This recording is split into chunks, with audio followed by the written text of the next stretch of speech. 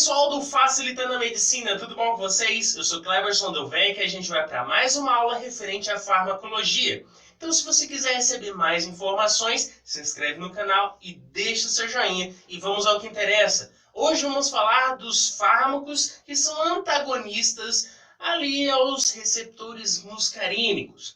Então, o que a gente pode falar desses fármacos antagonistas muscarínicos? Principalmente a sua ação terapêutica. Nós sabemos que os fármacos antagonistas muscarínicos, eles terão um efeito contrário à inervação parasimpática. O sistema nervoso parasimpático, ele tem uma ação agonista ao nosso receptor muscarínico. Porém, os antagonistas terão aqui antagonista, antagônico. Então, ele vai ter uma ação contrária à inervação do sistema nervoso parasimpático. Então, isso de início a gente já tem que saber. O sistema nervoso parasimpático tem uma ação e o nosso antagonista, o nosso fármaco antagonista, vai ter uma ação diferente a essa inervação parasimpática no nosso receptor muscarínico.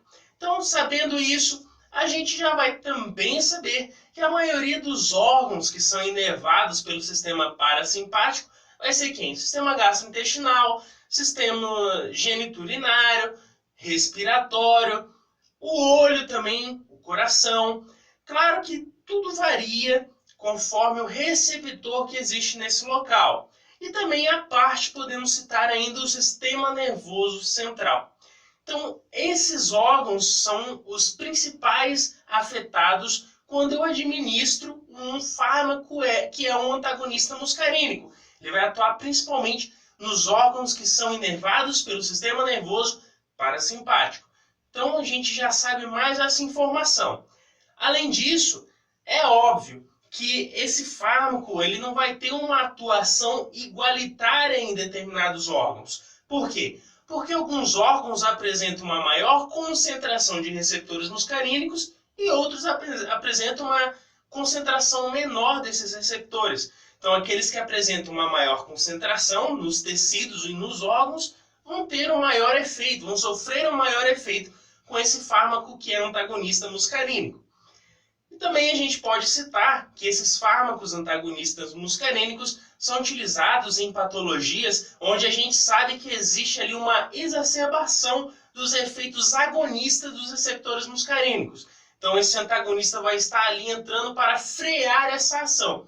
E isso a gente vai entender agora quando a gente falar ali das ações terapêuticas desses fármacos antagonistas muscarínicos. Agora, um ponto também que a gente não pode esquecer.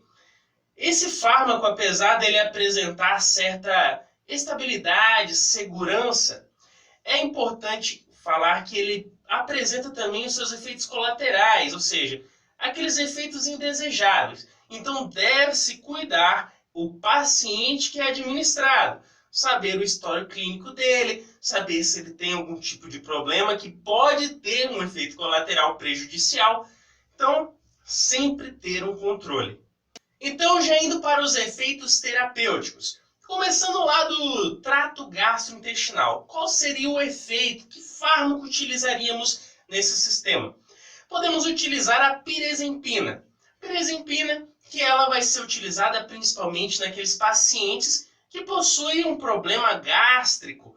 Problema ali com gastrites nervosa, aquela gastrite crônica, aquela ardência no epitélio estomacal e até úlceras pépticas, aquelas feridas já existentes no epitélio desse estômago. Agora, por que esse fármaco antagonista ele vai ser útil para esse paciente? Primeiro devemos saber o que o agonista faz. A inervação parasimpática, o que ela vai fazer no trato gastrointestinal? Ela aumenta a motilidade desse sistema. Se eu aumento a motilidade, eu vou aumentar a liberação do ácido gástrico. E nós sabemos que em um paciente com úlcera péptica, não é interessante uma concentração alta de ácido ali. Por quê? Porque já existe uma ferida nesse epitélio. E mais ácido só vai irritar esse epitélio mais ainda, essa mucosa desse estômago. Então é importante que eu pare de liberar de certa forma, e claro que com um equilíbrio, esse ácido clorídrico, esse ácido estomacal. Então, nós sabemos que o agonista aumenta a motilidade e aumenta a liberação do ácido gástrico. Então, eu administro nesse paciente um fármaco antagonista muscarínico, que vai bloquear o receptor e vai fazer o quê?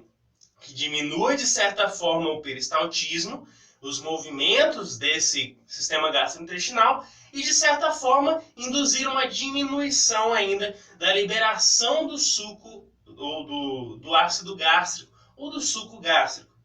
Então, de certa forma, esse paciente teria uma melhora, um alívio, já que o ácido não estaria entrando ali diretamente com a ferida que já está tendo um problema nesse paciente. Então, de certa forma, utilizamos a pirazempina como um antagonista muscarínico para diminuir o peristaltismo e também para diminuir a liberação do suco estomacal. Então, basicamente essa ação no trato gastrointestinal. Agora, o que a gente pode falar ainda referente a essa ação terapêutica? Podemos citar o sistema respiratório. O sistema respiratório a gente utiliza principalmente o ipratrópio e também o tiotrópio. Esses dois fármacos, eles são utilizados em pacientes com uma obstrução da via respiratória. Como assim? Eles serão utilizados, esses antagonistas muscarínicos, eles serão utilizados principalmente em pacientes com doenças obstrutivas pulmonares, doenças pulmonares crônicas obstrutivas, que podem o quê? Vai diminuindo ali, vai ficando obstruída a via respiratória e a pessoa falta o ar, falta o oxigênio, porque não está passando corretamente esse oxigênio pelas vias aéreas, as vias respiratórias. Então, basicamente, seria essa a ação desse fármaco ipratrópio e o tiotrópio.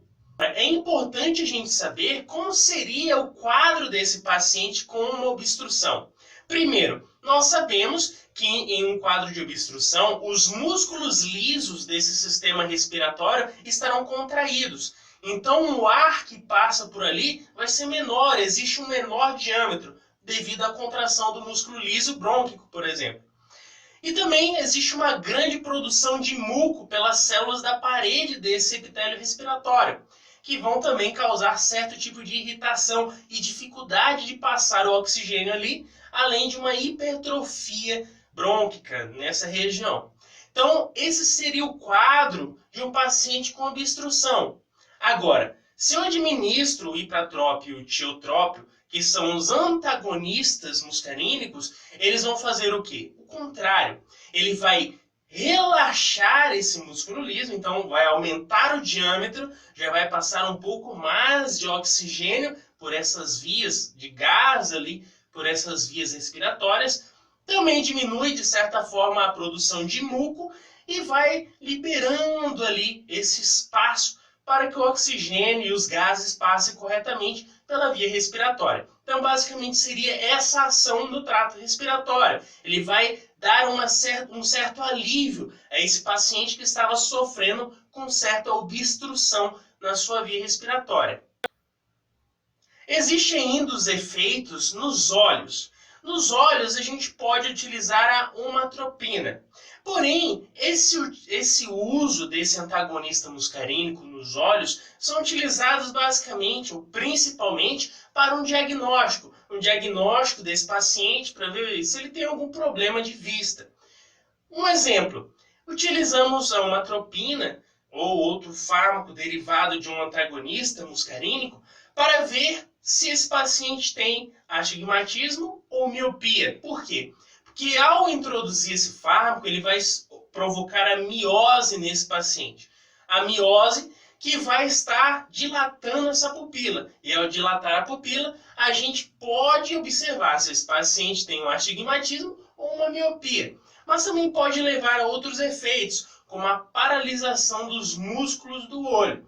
Então, seria basicamente esses efeitos. A gente administra o fármaco para que a gente possa analisar e dar um diagnóstico ao paciente e o que ele realmente tem, se ele tem algum problema, se ele não tem nessa região do olho. Existem ainda os efeitos terapêuticos que são ocorridos ali no coração. No coração, a gente pode utilizar a atropina. principalmente aqueles pacientes que têm insuficiência cardíaca. Insuficiência cardíaca pode ser um pós-operatório, pode ser também utilizado em pacientes que estão com início de infarto do miocárdio. Por que a gente usa a atropina? Porque, de certa forma, ele vai estar aumentando a capacidade, de certa forma, desse coração para suprir a demanda de oxigênio aos tecidos. Porque ele aumenta a frequência cardíaca do coração e vai aumentar ali, claramente, o fluxo sanguíneo e também a demanda de oxigênio para os tecidos. Porque a gente sabe que um paciente com uma insuficiência desse coração, ele não vai estar trabalhando corretamente. Então, administra a atropina, aumenta a frequência cardíaca e aumenta a demanda de oxigênio. Claro, porque o coração manda o sangue para todo o corpo e assim vai aumentar a demanda desse oxigênio e nutrientes para os tecidos e células. No sistema nervoso central também existe uma ação desses fármacos que são antagonistas muscarínicos, principalmente a escopolamina. A escopolamina, que ele vai ter certa utilidade, porque ele é capaz de atravessar a barreira hematoencefálica, essa barreira que vai estar ali protegendo o sistema nervoso central. Então, como ele passa essa barreira, ele pode atuar livremente sobre esse sistema. Ele vai atuar principalmente no que se refere à cinetose. O que é isso? É aquela vontade de vômito.